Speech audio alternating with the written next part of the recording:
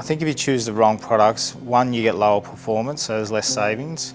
Two, down the track, you're probably more likely to have problems if you do choose cheap products. If you choose a company that, traditionally sells a lot of cheap products, there's a potential chance that once their stuff starts failing, they won't be around, and you run the risk of not having that support later on down the track. I think you have to have a high quality installation with high quality components. You can't have one or the other.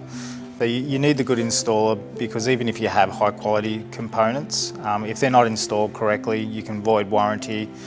The output can be compromised, so you really need to take care and have that experience to do a high quality installation from day one.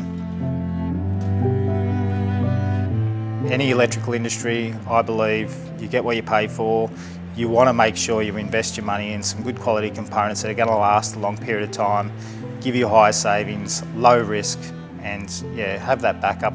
So very, very strong materials, good performance and warranties, and good support as well. So generally have an office in Australia with backup support.